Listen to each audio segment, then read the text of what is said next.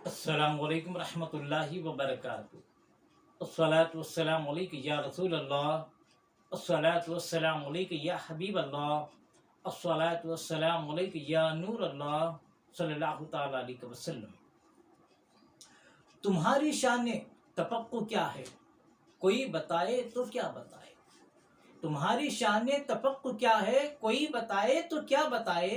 जहां में कोई फकी तुमसा नजर आया ना इमाम आदम। जहां में कोई फकी तुमसा नजर आया ना इमाम आदम। जहां में जितने मुहद्दिसी हैं सभी पे पैदा है तुम्हारा।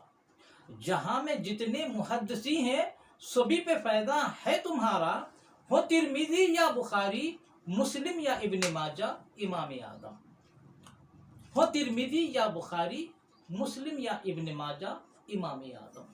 मेरे प्यारे आका सल्लल्लाहु अलैहि वसल्लम के प्यारे दीवानों, गुज़िश्ता वीडियो में इमाम आदम इमाम अबू हनीफा रज़ियल्लाहु तआला की सीरत के चंद नुकात मैंने आपके सामने पेश किए थे, लिहाजा उसी सिलसिले को आज मैं आगे बढ़ा रहा हूँ। और आज की नशिस्त में भी इमाम आदम रज़ियल्लाहु तआला की सीरत के कुछ अजमत के पहलुओं पर रोशनी डाल के अपनी बात ख़त्म करूँगा।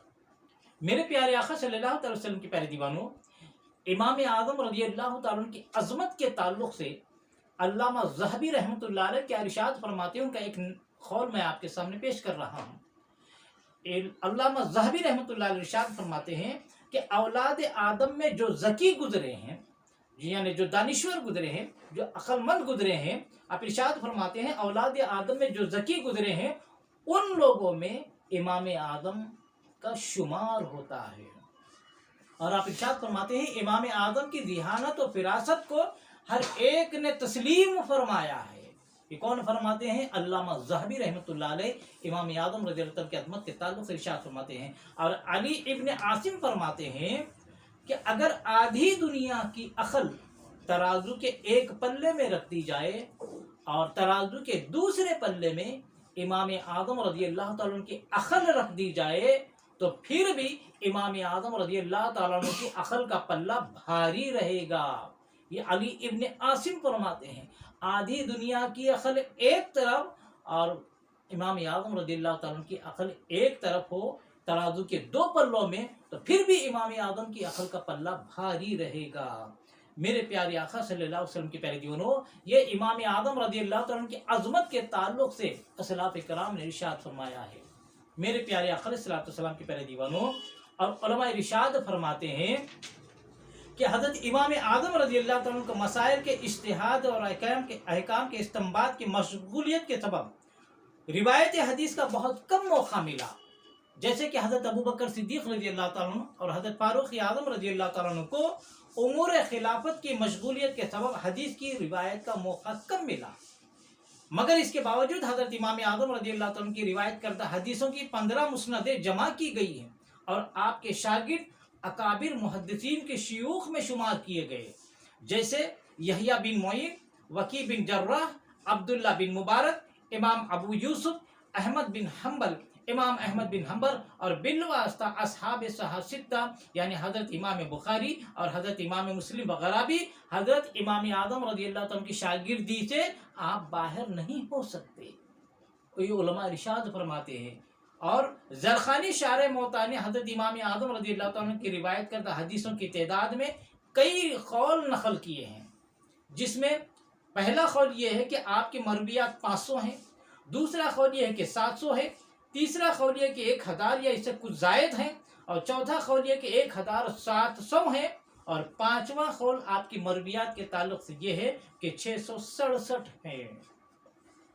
और उलमा ये भी इरशाद फरमाते हैं कि गैर मुखल्लदीन जो ये कहते हैं कि हज़रत इमाम आदम रज़ियल्लाहु तआला इमाम अबू हनीफा रज़ियल्लाहु तआला को सिर्फ 17 हदीसें पहुँची हैं और सबूत में इब्न खल्दून का हवाला जो पेश करते हैं तो वो सरासर गलत है, इसलिए कि ये इब्न खल्दून का अकीदा नहीं और ना इसका कौल है, बल्कि इसने दूसरे का कौल हिकायतन नकल फरमाया है। इसलिए कि उलमा फरमाते हैं कि हज़रत मुल्ला अली क़ारी और हज़रत इमाम आदम रज़ियल्लाहु तआला फरमाते हैं, यानी मुल्ला अली क़ारी फरमाते हैं कि हज़रत इमाम आदम रज़ियल्लाहु तआला ने 83,000 मसाइल हल फरमाए हैं, جس میں سے 38,000 مسائل عبادت سے متعلق ہیں اور باقی مسائل معاملات کے بارے میں ہیں۔ تو اب آپ اندازہ لگائیے، اگر آپ کو صرف 17 حدیثیں پہنچی ہوتی تو اتنے زیادہ مسائل آپ ہرگز حل نہیں کر سکتے تھے۔ نہ علامہ ذہبی شافعی تذکرۃ الحفاظ میں آپ کا ذکر حفاظ حدیث میں کرتے، نہ اکابر علماء حدیث آپ کو اپنا شیخ بناتے، نہ آپ کے لیے امام کا لقب تسلیم کرتے، نہ محدث زمانہ حضرت علامہ جلال الدین سیوطی شافعی اور دیگر علماء سلف آپ کے فضائل و مناقب میں بڑی بڑی کتابیں لکھتے۔ غرض کے غیر مخلدوں کا یہ پروپیگنڈا کہ حضرت امام اعظم ابو حنیفہ رضی اللہ تعالیٰ عنہ کو صرف 17 حدیثیں پہنچی ہیں، بالکل جھوٹ پر مبنی ہے۔ اسے وہی شخص صحیح مان سکتا ہے جسے آپ کے علم سے جلن اور حسد ہوگا، اور یا تو وہ آپ کے علم سے جاہل ہوگا۔ جو آپ کی مرویات کو دیکھنا چاہے وہ موطا امام محمد، کتاب الآثار، کتاب الحج، سیر کبیر اور حضرت امام ابو یوسف کی کتاب الخراج کا مطالعہ کرے۔ ان میں امام اعظم کی روایت کردہ کئی سو حدیثیں صحیح اور حسن ملیں گی۔ میرے پیارے آقا صلی اللہ علیہ وسلم کے پیارے دیوانوں، یہ حضرت امام اعظم رضی اللہ تعالیٰ عنہ کے علم کا حال ہے۔ اللہ تبارک و تعالیٰ نے آپ کو وہ فہم و فراست عطا فرمائی تھی کہ آپ اپنی فہم و فراست کا مظاہرہ بعض وقت کیا کرتے تھے، جس کو دیکھ کر لوگوں کو آپ کی ذہانت کا اندازہ ہو جاتا تھا کہ اللہ تبارک و تعالیٰ نے آپ کو کس قدر فہم و فراست سے نوازا ہے۔ میرے پیارے آقا صلی اللہ علیہ وسلم کے پیارے دیوانوں، ایک دفعہ امام اعظم رضی اللہ تعالیٰ عنہ کی درس کی مجلس چل رہی ہے، آپ اپنے شاگردوں کے سامنے درس دے رہے ہیں، کچھ دور کچھ بچے کھیل رہے ہیں۔ اچانک ایک بچے کے ہاتھ سے گیند نکل کر، بال نکل کر، چھوٹ کر امام اعظم رضی اللہ تعالیٰ عنہ کے قریب میں آ کر گرتا ہے۔